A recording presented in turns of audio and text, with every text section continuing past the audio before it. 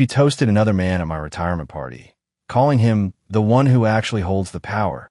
I smiled and walked away. By 7:14 a.m., her boss's company was collapsing. By noon, my son lost his scholarship. By evening, I discovered she'd been selling our secrets for crypto.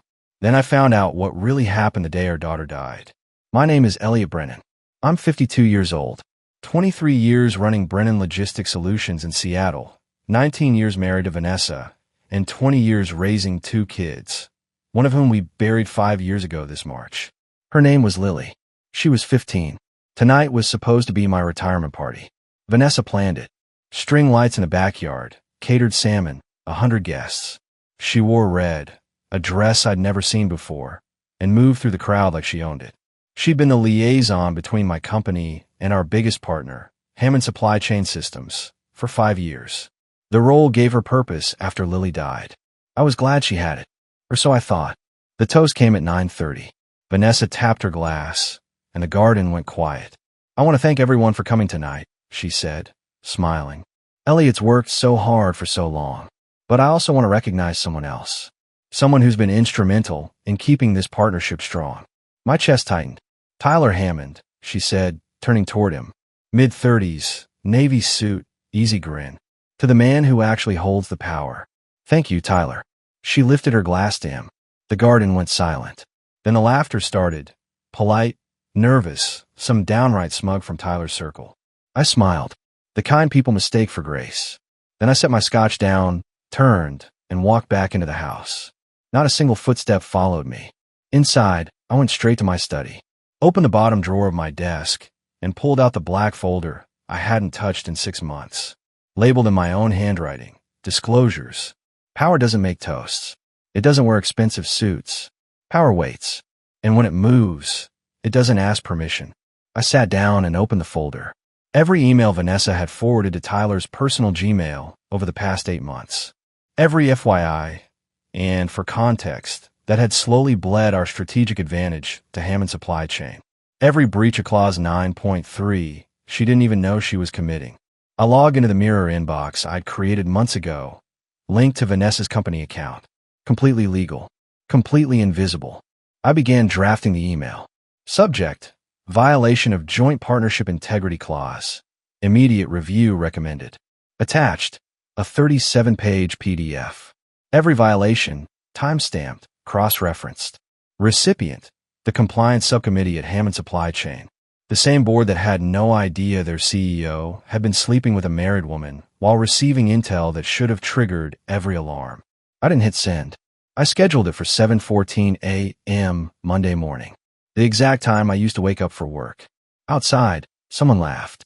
Might have been Vanessa. Might have been Tyler. I thought about Lily. About the last conversation we had before the accident. She said I loved my company more than I loved her. I told her that wasn't true, that I was building something for her future. She died 3 days later. Vanessa blamed me. Maybe she was right. I closed the laptop. The scheduled email sat in the outbox, a ticking clock neither of them could hear. Tomorrow morning, the power would shift, and this time it would be mine. The party wound down like a drunk uncle, loud, staggering, full of bad decisions. Most guests left by 10. A few lingered around the fire pit, their laughter drifting through the cracked patio door, just loud enough to remind me I wasn't part of any real conversation tonight. I stayed in my study, lights off, staring at the screen. The folder sat open on my desk. 37 pages of documentation, each one a small detonation waiting to happen. But as I scrolled through the exhibits again, something else caught my eye. Something I'd flagged weeks ago, but hadn't fully processed until now. A transaction record, buried in Vanessa's personal bank statements, the ones I still had access to from our joint accounts. A series of deposits over the past 8 months. Always the same amounts, 5,000, 10,000, 15,000. Never consistent enough to establish a pattern, but frequent enough to add up. $183,000. I cross-referenced the dates with the emails she'd sent Tyler. Every deposit came within 48 hours of a major document transfer. Market entry plans, competitor analysis, revenue forecast for Q3 and Q4. She wasn't just having an affair. She was selling our company's intelligence. My hands tightened on the edge of the desk. This wasn't about romance or feeling appreciated or whatever bullshit justification she'd probably rehearsed in her head. This was transactional, cold, calculated. I pulled up the cryptocurrency wallet address I'd found in her browser history last month. She'd been sloppy, left it open on her laptop one morning when she rushed out for a meeting. The wallet showed incoming transfers matching the exact amounts in her bank account. Payments from an anonymous sender, routed through 3 different exchanges to obscure the origin. But I traced it. Took me 2 weeks and a contact in the fintech world who owed me a favor, but I traced it. The source, a shell company registered in Delaware. Owner of record, Hammond Supply Chain Systems. Tyler had been paying her. Not with company funds, that would have been too obvious, but through a subsidiary buried so deep in their corporate structure that even their own board probably didn't know it existed. I leaned back in my chair, staring at the ceiling. This changed everything. What I thought was a betrayal driven by ego and emotion was actually corporate espionage. And that meant the evidence I compiled wasn't just about Clause 9.3 anymore. It was about fraud, about deliberate theft of proprietary information that had cost us contracts, clients, and millions in lost revenue. I opened a new document and started cataloging the financial trail. Every deposit, every corresponding email, every piece of data Vanessa had leaked that directly benefited Hammond's negotiations with our mutual clients. Then I found it. The smoking gun. 6 months ago, we lost a major contract with a retail logistics firm based in Portland. They'd been our client for 8 years. Then suddenly, without warning, they switched to Hammond Supply Chain. At the time, our sales team couldn't figure out why. We'd offered better rates, better service, better everything. Now I knew. 2 weeks before the client jumped ship, Vanessa had forwarded Tyler our entire pricing structure for that account. Not just the published rates, the internal cost breakdowns, the profit margins, the exact thresholds where we can negotiate. Tyler had undercut us by 3%, just enough to win the contract without raising suspicion. That single loss had cost us $2.4 million annually. I pulled up my phone and scrolled to a name I hadn't called in years. David Park, old friend from business school, now running a boutique firm that had gone under last year. I'd always wondered why. We'd grabbed coffee 6 months ago, and he'd been vague about the details. So the market shifted, clients moved on. I opened his LinkedIn. His company had been in the same space as ours, logistics consulting, supply chain optimization, and his biggest competitor at the time of collapse, Hammond Supply Chain Systems. My stomach turned. I texted him, David, need to ask you something. Did you ever work with Vanessa Brennan on any joint projects with Hammond before your firm closed? 3 dots appeared. Then yeah. Why? Did she have access to any of your strategic docs? A longer pause. Then, she was the liaison. Had access to everything. Why? What's going on? I didn't respond. I didn't need to. Vanessa hadn't just betrayed me. She'd helped destroy my friend's livelihood. And she'd done it for money. I added David's company to the list of evidence. Cross-referenced the timeline. Found 3 more emails where Vanessa had shared proprietary data that directly correlated with Hammond winning contracts that should have gone to other firms. This wasn't just about us anymore. This was about a pattern. A deliberate, sustained effort to funnel intelligence to Tyler Hammond in exchange for cash. Outside, I heard Vanessa's voice. She was saying goodbye to the last guest, her tone light and cheerful. Like nothing had happened. Like she hadn't just publicly humiliated me in my own backyard while sitting on nearly $200,000 in blood money. I saved the updated file, encrypted it, backed it up to 3 different drives. Then I added a new recipient to tomorrow's email, the FBI's Financial Crimes Division. Because this wasn't just a corporate breach anymore. It was fraud. I didn't sleep that night. Didn't even try. Sleep felt like surrender, and I wasn't ready to surrender anything yet. Instead, I sat at my desk and kept digging. The folder had grown from 37 pages to 62. Every new exhibit made the picture clearer and uglier. Vanessa and Tyler hadn't just stolen intelligence. They'd weaponized it against people who trusted me. Around 2 in the morning, I pulled up the financial statements for Brennan Logistics. Our quarterly reports for the past 2 years. Revenue had been declining steadily since last year, and I'd blamed it on market saturation, increased competition, the usual suspects. But now, looking at the timeline, I saw something different. Every major contract loss coincided with an email Vanessa had sent to Tyler. We weren't losing business to better competitors. We were losing it to a company that knew exactly what we were bidding, exactly where our margins were, exactly how low we could go before we'd walk away. The numbers were brutal. Over the past 18 months, we'd lost $4.7 million in annual recurring revenue. Contracts that should have been renewals became defections. Clients who'd been loyal for years suddenly found better offers elsewhere. All because my wife had turned our strategy sessions into a commodity she could sell. I pulled on my retirement portfolio, the one I'd been building for 23 years, the safety net that was supposed to carry Vanessa and me through our golden years. Most of it was tied up in stock, 60% in Brennan Logistics, 40% in Hammond Supply Chain. The Hammond position had been Tyler's idea 3 years ago. He'd pitched it as a gesture of partnership solidarity, a way to align our interests. I thought it was smart at the time. Now I understood it was insurance. If I ever moved against him, I'd be destroying my own net worth in the process. The current value of my Hammond stock, $3.8 million. If the partnership dissolved and the scandal went public, those shares would crater. Analysts would downgrade the company. Investors would bail. I'd be lucky to recover 40 cents on the dollar. I did the math. A 60% loss meant losing $2.3 million from my retirement. I stared at the number for a long time. Then I opened the email draft and confirmed the scheduled send time. 7:14 a.m. Monday morning. Some prices are worth paying. I heard movement upstairs. Vanessa, probably waking up to use the bathroom. Her footsteps crossed the ceiling above me, soft and oblivious. I thought about David Park again. About the text he'd sent me an hour ago when he couldn't sleep either. If you've got something on Hammond, use it. That company destroyed everything I built. I lost my house, Russell. My marriage fell apart. I'm working at a warehouse now, just to pay child support. David had 2 kids, both under 10. He'd been a managing partner at a firm that employed 30 people. Now he was driving a forklift in Tacoma. Because Vanessa had handed Tyler the keys to his entire business strategy, I added David's story to the email, not as an exhibit, as context, a real-world consequence of what corporate espionage actually looked like when it landed on someone's life. The folder was complete now. 62 pages of violations. Financial records showing $183,000 in payments. A timeline of contracts lost and competitors destroyed. Testimonials from people whose businesses had been gutted.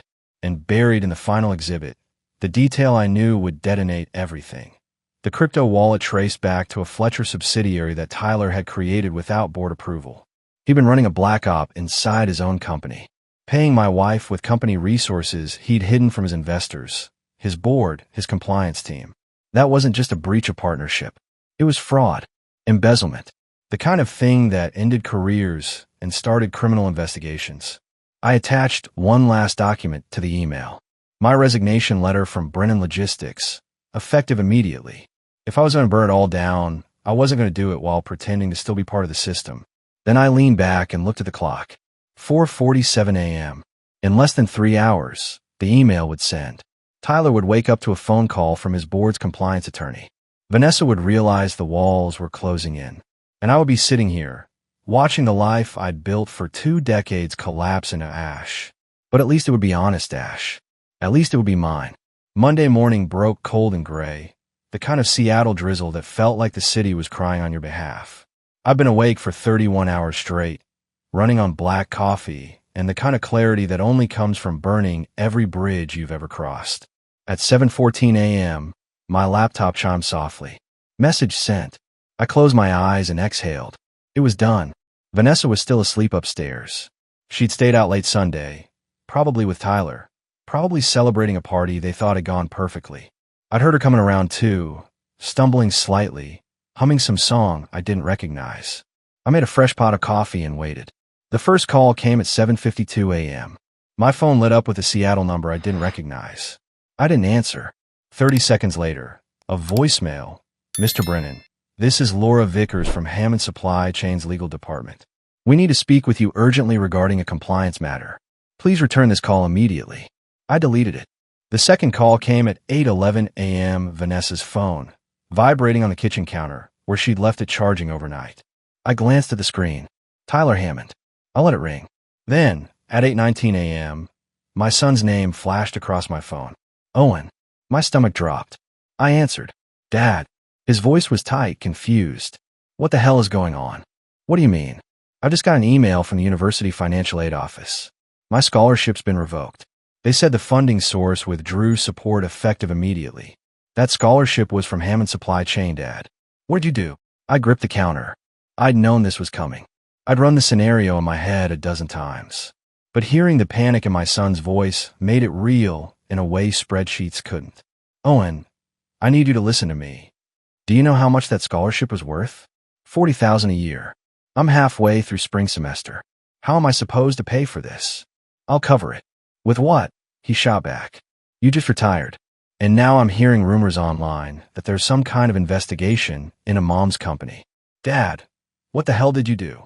I closed my eyes. Your mother made some choices. I'm dealing with the consequences. By destroying my education. By protecting what's left of our family's integrity. He laughed, sharp and bitter. Integrity?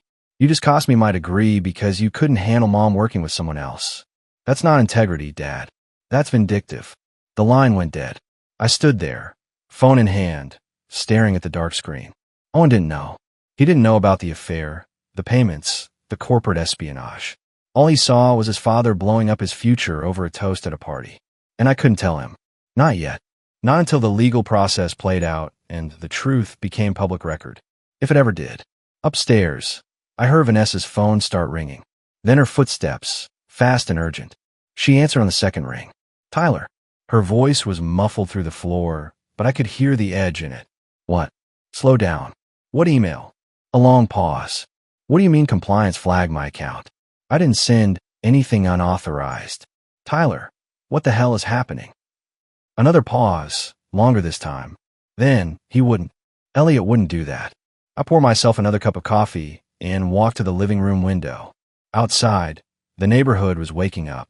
People heading to work, kids waiting for school buses, the mundane rhythm of lives that weren't imploding. My phone buzzed. A text from an unknown number. This is David Park. I don't know what you did, but Hammond stock just dropped 11% in pre-market trading. Thank you. I didn't respond. Vanessa came downstairs 10 minutes later, still in her robe, phone clutched in her hand like a weapon. Her eyes were wild, makeup smudged from sleep. What did you do? She demanded. I turned from the window. I sent an email. To who? Hammond's board. The FBI. The SEC. Anyone who might be interested in knowing that you've been selling our company's intelligence for the past 8 months. Her face went white. You're insane. I have the crypto wallet records, Vanessa. I have emails.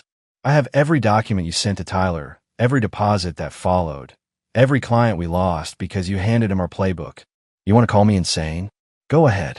But we both know what you are. She opened her mouth, closed it, then whispered, Owen's scholarship is gone. Yes. He needed that. Then you shouldn't have sold us out to the man funding it. Her hands trembled. Elliot, if you think this makes you some kind of hero, I don't. I set my coffee down and looked at her directly. I think this makes me the man who finally stopped pretending. By Tuesday afternoon, the video had gone viral. I didn't know who posted it first. Some guest with a phone, probably. Didn't matter. The damage was done. The clip was only 43 seconds long. Vanessa, red dress gleaming under string lights, raising her glass to Tyler Hammond. To the man who actually holds the power. The camera caught my smile, the way I turned and walked away. The awkward laughter that followed. Someone had titled it, Wife Thanks Another Man at Husband's Retirement Party.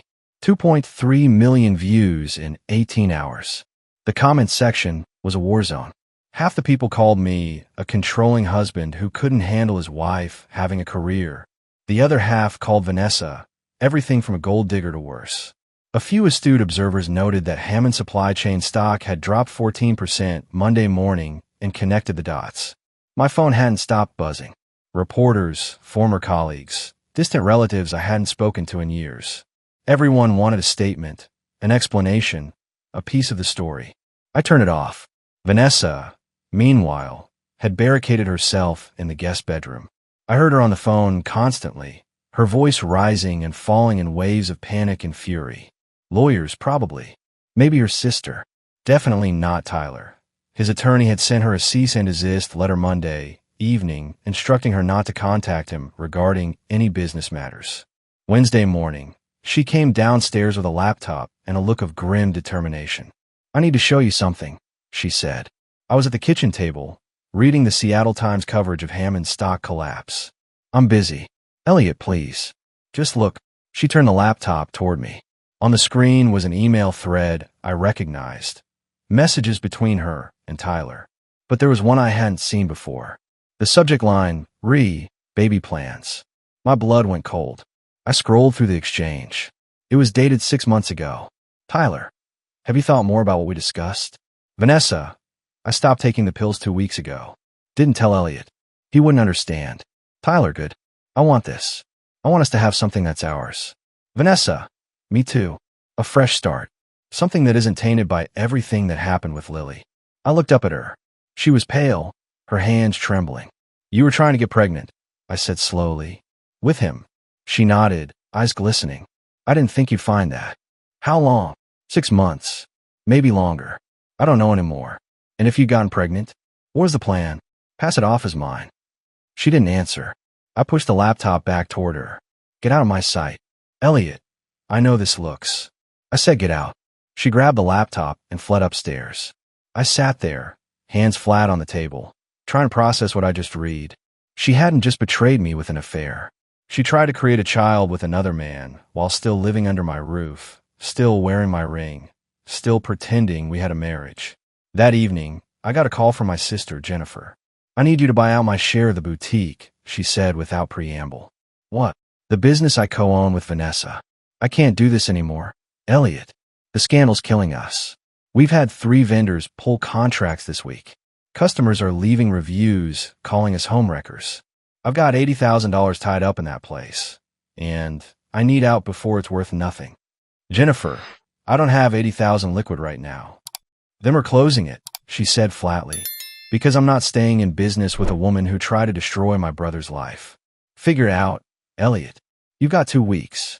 She hung up. I called my bank. My liquidity was limited. Most of my assets were in stock or tied up in retirement accounts. Pulling 80,000 would mean selling Hammond shares at a massive loss or liquidating funds early with penalties. I did the math. Either way, I'd lose another 120,000 minimum. But Jennifer was right. Vanessa had poisoned everything she touched. If the boutique survived, it would only be because I'd funded my own betrayal. I authorized the withdrawal. Thursday morning, my mother called. "Elliot Michael Brennan," she said, using my full name like I was 12. "What on earth have you done?" "Hi, Mom." "Don't hi Mom me. I just got off the phone with Vanessa. She's devastated. She said you've frozen her out, filed for divorce without even trying counseling, destroyed her career over a misunderstanding." "A misunderstanding." She made a toast at a party. "Elliot, that's all. You're acting like she committed treason." "She committed fraud, Mom. Corporate espionage. She sold our company's intelligence to a competitor for nearly $200,000 in cryptocurrency. That's not a misunderstanding." Silence on the other end. "Then, I don't believe that. I have the bank records, the emails, the crypto wallet, all of it. Vanessa wouldn't do that." "She did." My mother's voice hardened. "You know, your father made mistakes too. But I forgave him. That's what marriage is, Elliot. Forgiveness." "What mistakes?" Another pause. "That's not important now." "Mom, what mistakes?" She sighed. "Your father had an affair. 38 years ago. I found out, we went to counseling, and we moved past it.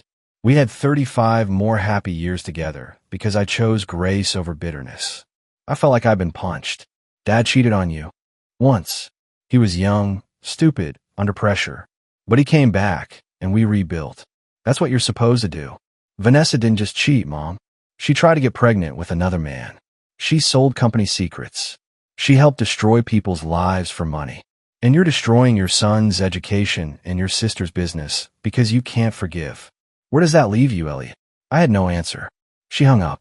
By Friday, the walls had closed in completely. Owen hadn't returned my calls.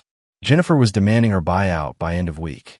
My mother had sent me a long email about the sanctity of marriage and the sin of pride.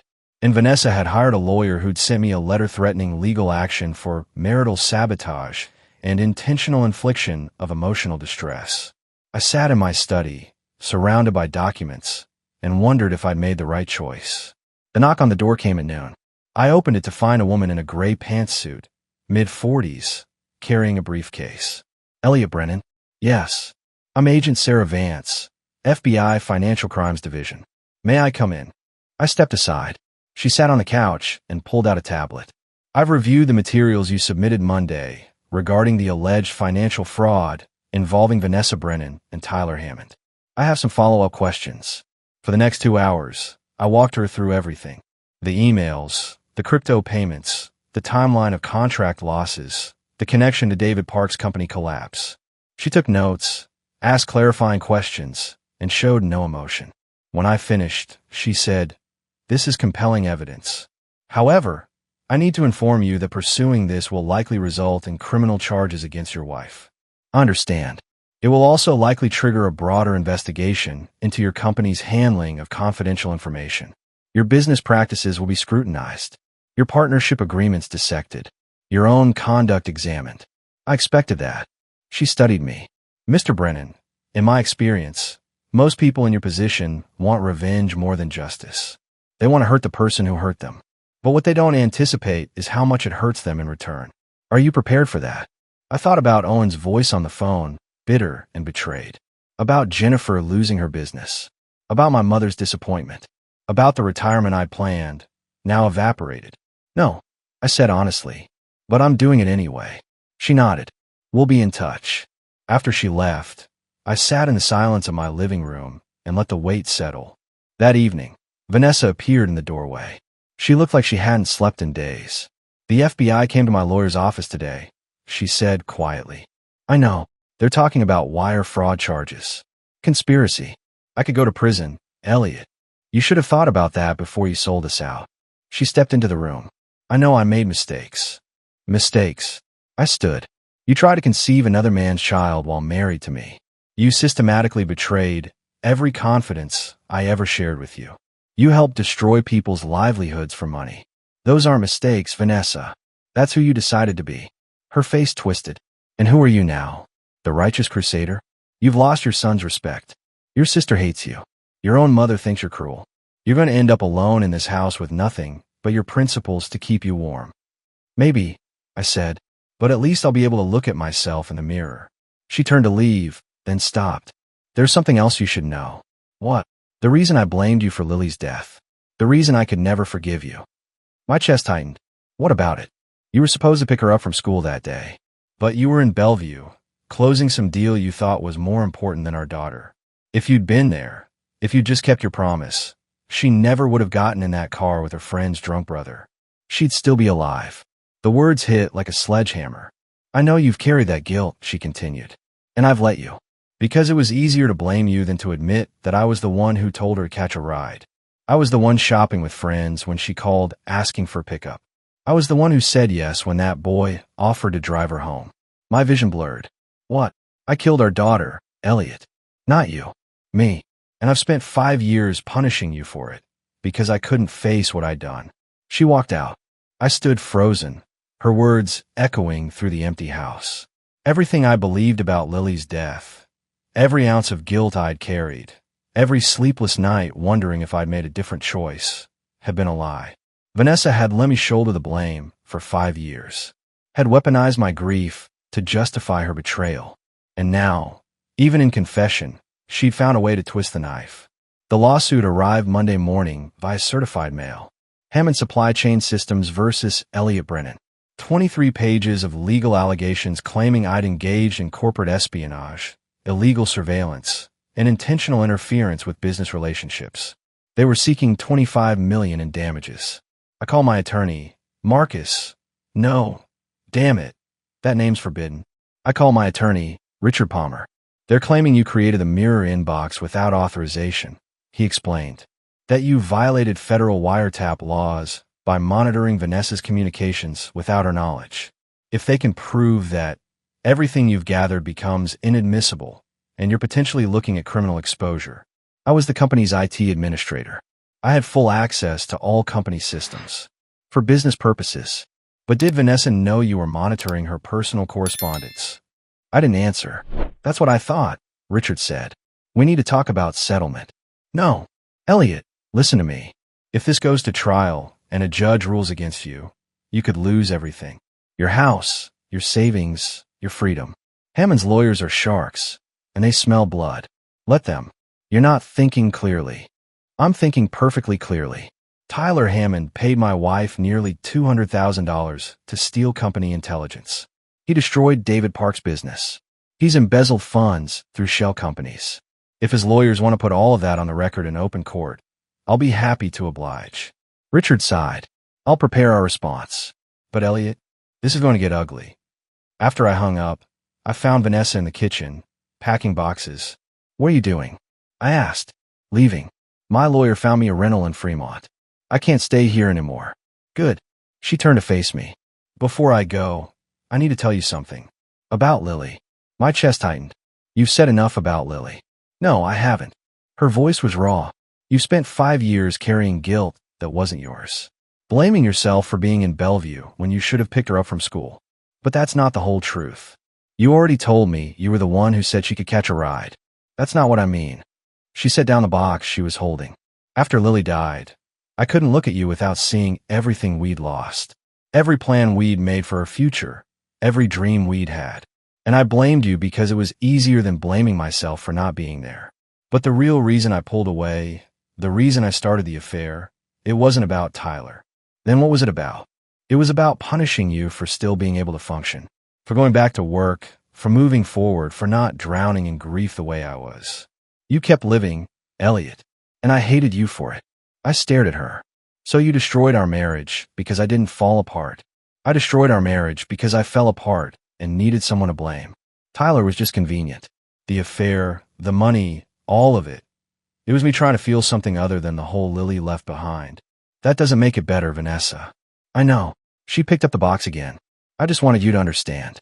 Before I go. Before this all ends. She walked out, and I listened to her car pull away. I stood in the empty kitchen, her words echoing through the silence. Then I called David Park. David, it's Elliot. I need a favor. Name it. Hammond's suing me for $25 million. They're claiming I violated wiretap laws. I need you to testify about what they did to your company. Put on the record. There was a pause. You know, if I do that, they'll come after me too. I know. And I wouldn't ask if there was another way. Another pause, longer this time. Then, when's the hearing? 2 weeks. I'll be there. After we hung up, I opened my laptop and drafted an email to the SEC investigator who'd contacted me last week. In it, I outlined every piece of evidence I had regarding Tyler's shell company, the payments to Vanessa, the systematic theft of proprietary information. Then I added something new, a list of every other company that had lost major contracts to Hammond over the past 3 years. 8 firms in total, including David's. I attached financial records showing the correlation between those contract losses and suspicious activity in Hammond's corporate filings. Subject line, pattern of fraudulent business practices, expanded evidence. I hit send. If Tyler wanted a war, I'd give him one. But it wouldn't be fought in the shadows anymore. It would be public, documented, and permanent. The hearing was set for March 15th, 2 weeks after the lawsuit landed. Richard advised me to dress conservatively, speak only when spoken to, and avoid making eye contact with Tyler or his legal team. I ignored all 3 suggestions. I wore the same Navy suit I'd worn to my retirement party, sat in the front row of the gallery where Tyler couldn't avoid seeing me. And when his lead attorney stood to argue their motion to suppress evidence, I stared directly at Tyler until he looked away. The courtroom was smaller than I expected.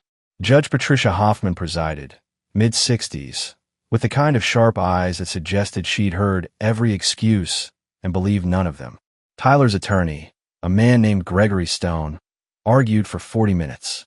His central claim, I'd violated federal wiretap statutes by monitoring Vanessa's email without her consent. He cited case law, precedent, statutory language. He painted me as a controlling husband who'd used corporate resources to spy on his wife's personal life. When he finished, Judge Hoffman turned to Richard. Counselor, Richard stood. Your Honor, Mr. Brennan was the IT administrator for Brennan Logistics Solutions. He had full authorization to monitor all company email accounts for security and compliance purposes. Mrs. Brennan's email was a company account, issued by the company, governed by company policy. There is no reasonable expectation of privacy in a corporate email system. But the content of those emails was personal in nature, Stone interrupted. The content is irrelevant, Richard shot back. Mrs. Brennan used company resources to conduct an extramarital affair and transmit confidential business information to a competitor. Those actions are what triggered the monitoring, not Mr. Brennan's personal grievances. Judge Hoffman leaned back. Mr. Stone, do you have evidence that Mr. Brennan's monitoring was motivated solely by marital discord rather than legitimate business concerns? Stone hesitated. The timing suggests. I asked for evidence, not speculation. Stone shuffled papers. We're prepared to call Mrs. Brennan to testify about the nature of their relationship and her husband's controlling behavior. Your Honor, Richard said quickly, if Mrs. Brennan testifies, we'll introduce evidence of the $183,000 she received in cryptocurrency payment from Hammond Supply Chain in exchange for proprietary information. We'll also call witnesses whose businesses were destroyed by intelligence she provided. This isn't a domestic dispute. It's a criminal conspiracy. The courtroom went silent. Judge Hoffman looked at Stone. Do you wish to proceed with calling Mrs. Brennan? Stone glanced at Tyler, who shook his head almost imperceptibly. No, Your Honor. Then I'm denying your motion to suppress, Judge Hoffman said. The evidence was obtained through legitimate business monitoring. Whatever marital issues exist between Mr. and Mrs. Brennan are separate from the question of corporate malfeasance. Motion denied. We'll reconvene in 30 days for a full hearing on the merits. She banged her gavel. Tyler stood abruptly and left the courtroom without looking at me. Outside, Richard clapped me on the shoulder. That was closer than I'd like, but we won the first round. What happens now? Now they try to settle. They know if this goes to full trial, everything comes out. The payments, the fraud, all of it. They'll offer you money to make it go away quietly. And if I refuse, then we go to war. That evening, I got a call from an unknown number. Mr. Brennan, this is Jessica Hartwell, Compliance Director at the SEC.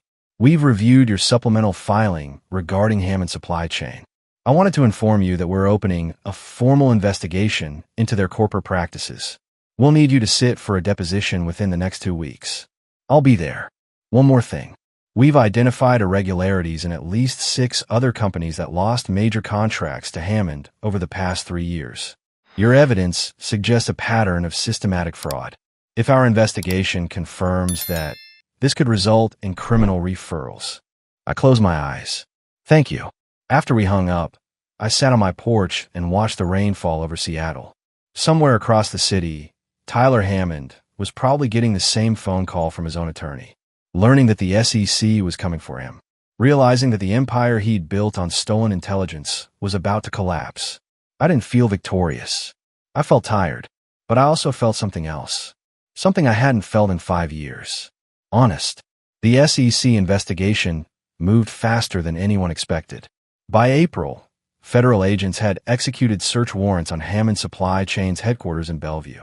They seized servers, financial records, 3 years of communications logs.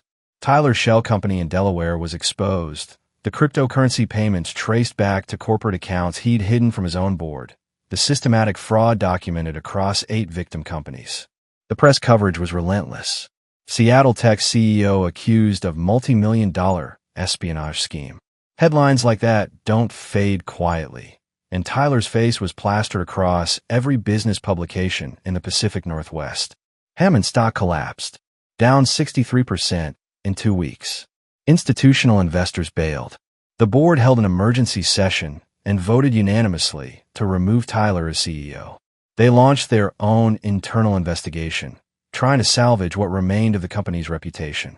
Criminal charges followed: wire fraud, conspiracy, embezzlement of corporate funds. The indictment was 47 pages long. Tyler's attorney reached out to Richard with a settlement offer in May. Drop the civil suit, and Tyler would cooperate with federal prosecutors in exchange for a reduced sentence. They offered me $2 million to make it all go away, quietly. I refused. Let him face everything he did. I told Richard. No deals. No settlements. I want this on the record. Vanessa's situation was more complicated. The FBI offered her immunity in exchange for testimony against Tyler. Her lawyer advised her to take it. She did. I watched her testify in June. She looked smaller, somehow diminished. The red dress confidence was gone, replaced by a gray pantsuit and trembling hands. She detailed every payment, every leaked document, every meeting where she and Tyler had coordinated their strategy. The jury looked at her with contempt. Not sympathy, contempt. The divorce finalized the same week. The employment contract I'd written years ago was airtight. Breach of confidentiality voided all spousal claims, all community property rights. She walked out of the courtroom with nothing but her car and whatever personal items she'd taken to Fremont. She moved back to her parents' house in Spokane 2 weeks later. I heard this from Owen, who'd driven up to help her pack. Jennifer's boutique closed in July. The scandal had poisoned the business. Vendors pulled contracts. Customers stopped coming. She couldn't afford the buyout I'd offered, and without Vanessa's financial contribution, the lease became unsustainable. She sent me a text. I hoped destroying her was worth losing me too. I didn't respond. Owen came home in late July, between his junior and senior year. We sat on the back porch where the party had been, drinking beer in uncomfortable silence while the Seattle twilight settled around us. "I'm sorry," he said finally, "for what I said on the phone. For thinking you did this out of spite. You didn't know the whole story. I should have trusted you." He stared at his beer bottle. "Mom called me last week. From Spokane." She sounded completely lost. Like she doesn't know who she is anymore. She made her choices. "I know. But she's still my mom, you know. Does it make me disloyal if I still care about her?" "No," I said quietly. "It makes you a better person than I am." He shook his head. "You paid for my entire year when the scholarship disappeared. $40,000 you didn't have to spend. You could have let me drop out. Could have let Tyler's revenge hit me too. But you didn't. You earned that degree, Owen. I wasn't going to let him take it from you." We sat in silence for a while, listening to the distant sound of traffic on I-5. "What happens now?" he asked. "With you, I mean." I looked out at the garden, still recovering from the party that had destroyed everything. The roses were growing back, fuller than before. The fountain ran clear again. "I rebuild," I said. "Smaller, quieter, maybe some consulting work, maybe nothing for a while. Sounds lonely, maybe, but it's honest. And honest is something I haven't been able to say about my life in a long time." He nodded, understanding more than I'd given him credit for. "For what it's worth, Dad, I think you did the right thing." 18 months after the party, I stood in the same garden where everything had fallen apart. The roses had grown back fuller, wilder. The fountain ran clear, its gentle splashing the only sound besides wine through the trees. The string lights were gone. I'd taken them down myself the week after Vanessa left. What remained was just open sky and the honest simplicity of nature reclaiming what had been too carefully manicured. Tyler Hammond was in the second year of a 7-year sentence at a federal facility in Sheridan, Oregon. The trial had lasted 3 weeks. Prosecutors had presented every email, every payment, every destroyed business in excruciating detail. The jury deliberated for 4 hours before returning guilty verdicts on all counts. His empire was gone. Hammond's supply chain had filed for bankruptcy protection 6 months after his conviction. The investors had scattered. The employees, over 300 of them, had lost their jobs. I felt responsible for that sometimes. Then I'd remember the 8 companies Tyler had destroyed, the hundreds of other jobs he'd eliminated through fraud, and the responsibility would shift back where it belonged. Vanessa never went to prison. Her immunity deal held, but her life had collapsed anyway. According to Owen, she was working retail in Spokane, living with her parents at 45, trying to rebuild from absolute zero. Her name was toxic in the business world. No company would touch her. Owen had told me she'd asked about me once. Wanted to know if I was happy. He said he told her he didn't know. The truth was more complicated than happy or unhappy. I'd sold Brennan Logistics to a private equity firm in Boston for a decent price, considering the scandal. Enough to live comfortably, invest conservatively, and ensure Owen graduated debt-free. I didn't miss running the company. Didn't miss the stress, the politics, the constant pressure to grow. What I missed was the version of myself who believed hard work and loyalty would be rewarded with loyalty in return. That man was gone. In his place was someone harder, clearer, less willing to trust appearances. David Park had testified at Tyler's trial, stood on that witness stand and detailed how Hammond had stolen his business model, undercut his pricing, and systematically destroyed everything he'd built. The jury had listened in silence, and I'd seen several of them glance at Tyler with disgust. David and I had coffee once a month now. He'd found work at a logistics startup in Tacoma, was slowly rebuilding. We didn't talk about the trial much anymore. Mostly just fishing, weather, the Seahawks' perpetual mediocrity. My mother had sent a letter 3 months ago. Short, handwritten. I was wrong to judge you so harshly. Your father would have been proud of what you did. Love, Mom. I kept it in my desk drawer, reading it sometimes when the loneliness got heavy. Jennifer still wouldn't speak to me. I tried reaching out twice. Both times, my messages went unanswered. Maybe she'd forgive me eventually. Maybe she wouldn't. That was a price I'd accepted when I hit send on that first email. Owen had graduated with honors in May.